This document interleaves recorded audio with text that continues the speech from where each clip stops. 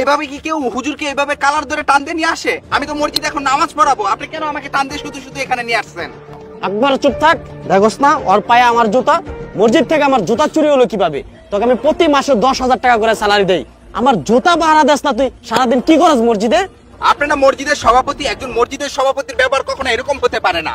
আর সামান্য জুতা আপনি কি দেখেছেন ও নিজে জুতা চুরি করেছে? চুপ থাক, বেশি কথা কবি না। আমি না দেখে কি কথা কইতেছি? দেখোস না ওর পায়ে আমার জুতা, মসজিদের সামনে থেকে কিভাবে জুতা নিল? তুই কি করছস? হ্যাঁ, পয়সা পয়সা খাইতে তোরা রাখছি বেতন দিয়া। স্যার স্যার আপনি তো আমাকে ভুল বুঝতেছেন, আমি তো চুরি করি নাই জুতা। তুই চুরি করছ না? জুতা চুরি করছি আমি? হ্যাঁ, আপনি কথা কথা হাত লাগান কেন? আপনারা একজন সম্মানীয় ব্যক্তি, পরবর্তীতে কিন্তু আমি সম্মান দিয়ে কথা বলবো না।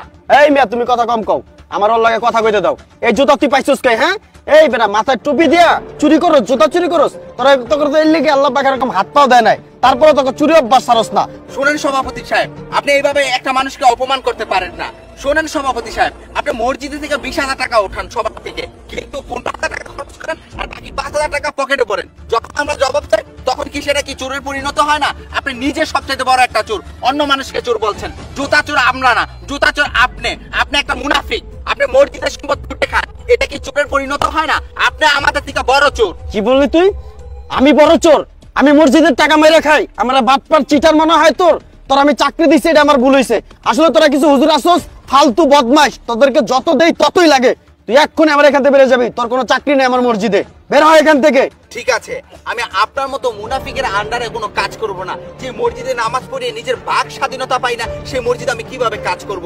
আমি যখন সুদের কথা বলি আপনি আমাকে কানে কানে বলেন সুদের কথা বললেন না। আমি যখন বলি যে নেশা করা ভালো না, সেটাও ভিতরে আপনি আমাকে শাসন করেন। এই শাসন আর চার দেয়ালের মাঝখানে আমি থাকতে চাই না, করব না আপনার চাকরি। ভালো থাকবেন, আল্লাহ হাফেজ। এই ওরে কোন নিয়ে যাস তুই? আরে দাঁড়াও, কি হয়েছে এখানে? আরে এই দেখো না, আমার জুতাটাই বদমাইশ চুরি করেছে, আর ইমাম সাহেব মসজিদে বসে বসে খায়, জুতা মাথা চুরি এগুলা পাহারা দেয় না। আরে তুমি থামো, তুমি কি বলছো ও জুতা চুরি করছে? আমি তো তোমার জুতাটা আমি ওকে দিয়ে দিয়েছি। আসলে স্যার হয়েছে কি,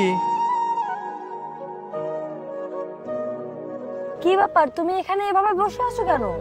আসলে হয়েছে কি, বাইরে তো অনেক রোদ, তো খালি পায়ে হাঁটতে পারতেছিলাম না, তাই এখানে একটু বসলাম।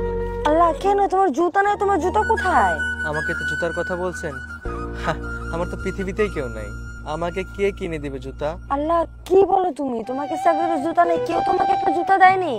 আচ্ছা তুমি একটু বসো, আমি একটা জুতা নিয়ে আসছি, আমার কাছে একটা জুতা আছে। হ্যাঁ, এই নয়, জুতাটা আমি তোমার জন্য নিয়ে আসছি। কি বলেন ম্যাডাম, আমাকে জুতা দিবেন? কই পাইলেন আপনি জুতা? আসলে আমার হাজবেন্ডের জুতাটা ছিঁড়ে গেছিল, তো জুতাটা সেলাই করে যাওয়ার পথে তোমাকে আমি দেখলাম। আর আমাদের অনেক জুতা আছে, এটা তুমি পরে নাও। আমি কিভাবে পরবো ম্যাডাম, আমার তো দুই হাত নাই। আচ্ছা দাঁড়ান, আমি আপনাকে জুতাটা পরিয়ে দিচ্ছি।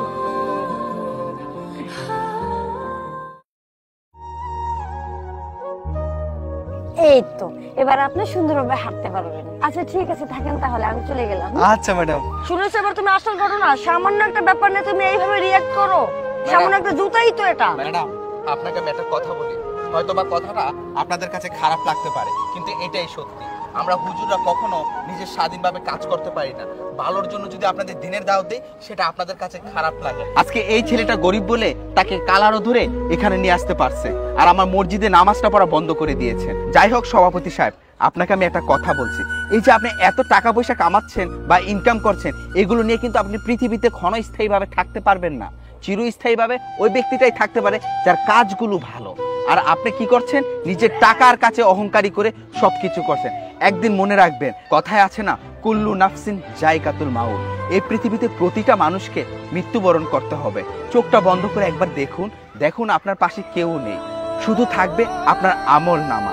তাই বলছি, মানুষের সাথে খারাপ ব্যবহার করবেন না, ভালো ব্যবহার করবেন এবং ইমানের পথে চলে 5 ওয়াক্ত নামাজ আদায় করবেন। এতে যদি আমার কথায় আপনারা কোনো কষ্ট পান, তাহলে আমি ক্ষমা চাচ্ছি।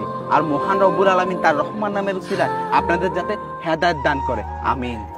হে আল্লাহ পাক, এই পৃথিবীর সকল মানুষকে তুমি সঠিক পথে চলার তৌফিক দান করো, আমিন।